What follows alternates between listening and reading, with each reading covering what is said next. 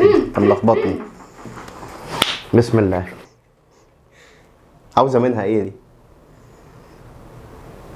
عارفه عامله زي المخده دي، فتعرف تمشي عليها كده تنيمك. وجع مطينه. انا قلت ما اصورش النهارده. كل رمضان بقعد افكر مين الانسان اللي جاب الدقيق وحطه في قمع بعد ما خلاه سائل كده وقرر يقعد يعمل كده ويعمل قرص.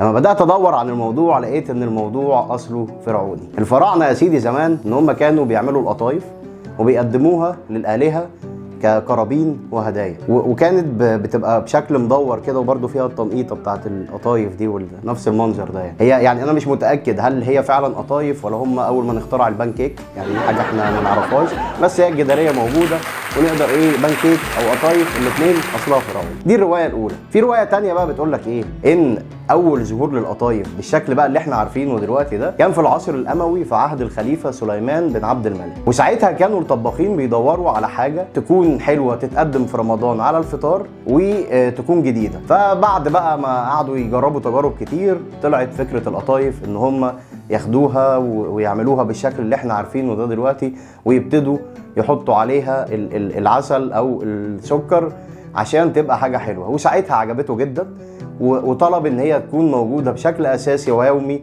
على مائده الافطار كحاجه حلوه، ومنها بقى بدات تنتشر في انحاء مصر كلها وبقيه الدول بقت موجوده، ومن ساعتها بقت القطايف بنفس الشكل اللي احنا عارفينه ده. طيب ليه بقى اصلا سموها قطايف؟ ما ده سؤال تاني برضو مهم. لقينا الموضوع ان ليه اجابتين.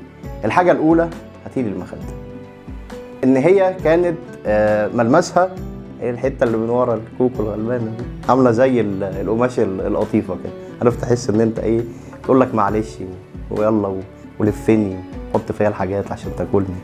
حدوته والله.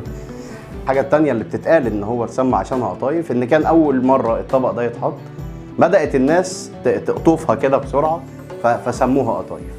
حكايه غريبه جدا وهي اصلا اكله غريبه جدا بس كلنا بنحبها. وكل سنه وانتم طيبين. والله نفسي اكل، والله نفسي اعرف بتاعه دي، بس تحس عامله بق هنا مش عارف.